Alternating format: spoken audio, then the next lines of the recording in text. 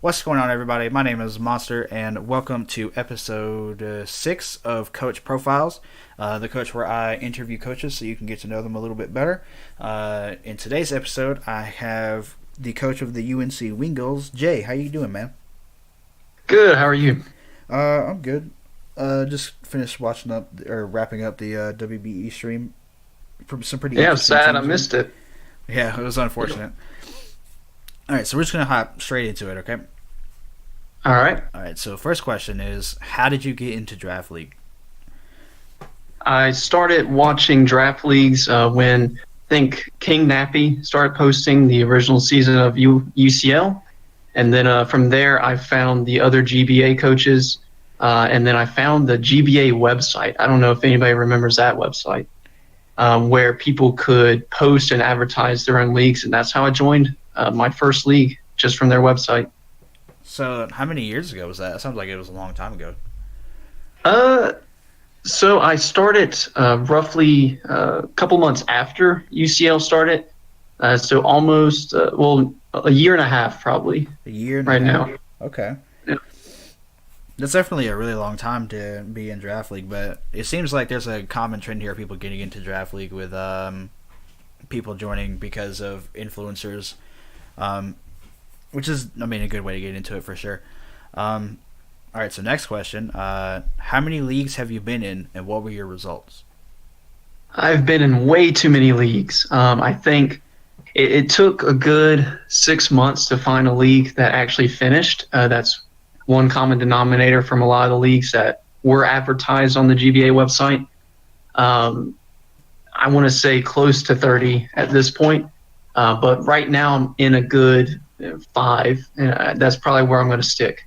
I used to, people who know me, I used to compete in playoff runs, but right now I'm on a streak where I am eliminated from the playoff race in the final week. So it's hit or miss with me. Okay. I've definitely known you to be a really solid battler. I know you coached Magic last season at NCL and helped him with his draft and stuff.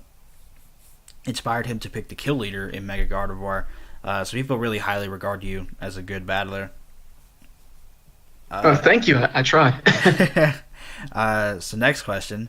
What was your most successful Pokemon in these past leagues? I want to say the most consistent has probably been Garchomp. It's one of my favorite Pokemon to draft. It's been around. It was in my first ever league, or no, excuse me, second ever league, and I've tried to draft it multiple times. I think other than Garchomp, maybe Mega Gyarados have an undefeated record with it. So that's pretty cool. And then maybe Mimikyu as well. Okay, definitely haven't heard Garchomp in a while. It's definitely a really good pick, but I feel like not too many people actually pick it nowadays because there's so many other dragon types like Zygarde 50%. But it's definitely a really good pick. I don't know why it's not like ever picked. All right, so next question, which kind of ties into this one. I know you just said that Garchomp is one of your favorite ones to draft, but what is your all-time favorite Pokemon to draft? It probably would be Garchomp or Zapdos, or even right now I'm really liking Mega Diancie. So any of those three. Okay, I know I personally have Mega Diancie in AABL, and it's definitely pretty good. It's a lot better than I thought it was because I thought its times 4 weakness was extremely detrimental, but it's not really actually that bad. All right, so next question. What's your general opinion of your team this season in NCL? My team is hot garbage, and I'm excited for that. So I did this team on purpose. I need.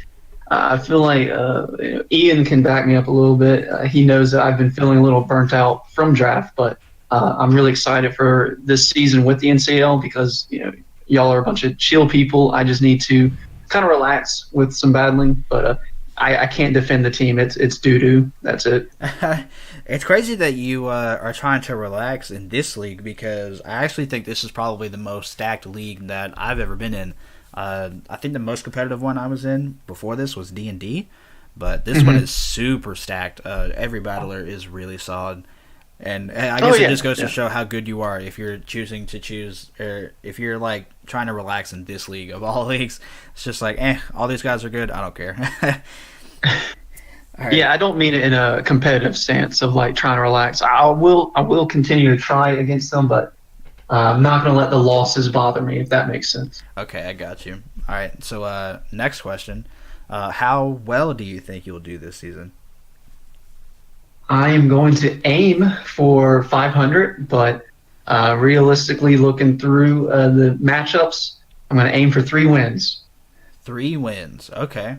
That's I'm more concerned. Yeah, yeah, I'm go more ahead. concerned with Mega Camrupt. I'm going to aim for 10 kills with Mega Camrupt. You can go ahead and book it. Okay. All right. Just go ahead and tell Ian to put that on the dock real quick. Um, but yeah, 3 wins is definitely, you got to set the bar low, so you can outperform yourself. That's how you do it right there. Um, all right. So next question. What Pokemon do you think was tiered too high this season? Uh, y'all definitely fixed the tiers from season one, so props to that. Tier too high. I'm looking at it right now. I would say Doug Trio, but I understand why it was put in tier one, and my kitten's trying to get on the keyboard. I would say Doug Trio, just because I don't necessarily agree with trying to limit a play style, but I understand why it's placed there. Okay, so I know Doug Trio was put there because of stall last season, I'm pretty sure, and Ian just wanted to put a full stop to the playstyle. And Oh yeah. but it definitely, I understand where you're coming from because Doug Trio itself isn't exactly an amazing mon. It just traps things and it's really annoying. Um, all right, so next question, which ties in heavily with this one, so don't close the dock yet. What Pokemon do you think was tiered too low this season? That is a tough one to answer. Maybe they're they're not really that bad. The tiers are definitely again fixed compared to last season, from what I've noticed. I mean, I would say maybe uh, tier. Where is it? Where is it? I would say maybe tier four Gligar, tier four Ditto. Not necessarily that they're too low, but they're good steals, I think, in tier four. Okay, I know a few people have said Gligar, which I think is interesting because I think that's the tier it belongs in. But it's definitely a really good pick in tier four for sure. All right, so next question. If you had to pick a move to have the highest kills this season, what would it be? So I know a lot of people have chosen Earthquake, so I'm going to go somewhere different. I'm going to choose Return Okay, why do you choose Return? because Ian has Mega Pinsir, and I am just going to have Return on all of my Pokemon. That's it. Okay, that makes sense. Shout outs to my Mega Altaria, which also has Return. Feels bad, man. Oh, that is true. I forgot that was drafted. So yep, you'll get a lot of kills with that too. Okay, thank you. I appreciate the confidence. All right, so next question. Of all the Pokemon drafted, which one do you think will be the kill leader this season? Oh boy. Let me see. I really feel like when Jed plays me, he's going to 6-0 me with Cartana, so that's already 6 kills right away. Um, I'm going to have to say probably Mega Diancie, actually, just because of how the team was built with that in mind. That's on Nacho's squad, so you can look there. But joking aside, Cartana could also be up there, Mega Beedrill, so Jed has 2 powerhouse offensive Pokemon there. And then I know people have said really anything from Cade's team, and I think from there, Weavile could be in the running.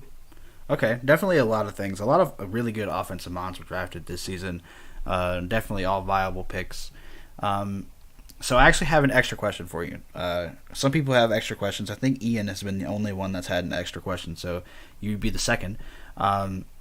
So, why did you draft your team with a criteria of everything being below base 100? And why did you break the criteria at the end of the draft? So those who can't see the document, the last Pokemon that I drafted was Tornadus Therian. Oh yeah. Also, Yeah. be sure make sure to on the lookout. Be on the lookout for Jay's draft analysis, which will be going up at some point on the channel. Sorry, you brought that up, so I had to throw it in there. Oh yeah, yeah. Thank you. Hopefully tomorrow. Depends. But I wanted to draft a trick room team. I know in the draft speculation, y'all thought I was maybe going to go sand, but I wanted to go full trick room just so I could use a mega camera. A lot of the guys that I'm in another league in, Red, they are big fans of mega camera.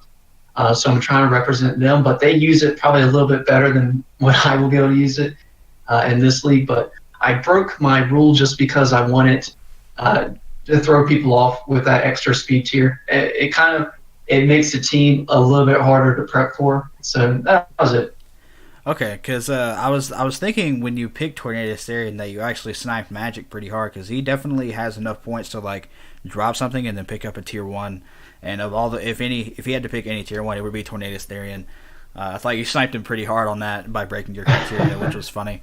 Yeah, I'm looking at his team. He has 100 points left over. I think I need to draft for him again. Yeah. Okay, so that's actually all the questions I have for you.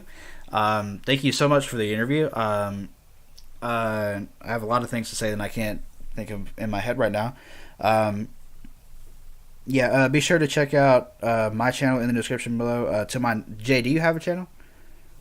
Yes, and I'm sure I can send it to you so you can check below as well. Yeah, I'll definitely put that in the description below. But yeah, this has been episode 6 of Coach Profiles, the series where you or I interview coaches so you can get to know them a little bit better. So hopefully that goal was accomplished. Hopefully you got to know Jay a little bit better. And yeah, that's going to be it for us, guys. Thank you so much for watching the video, and have a good day.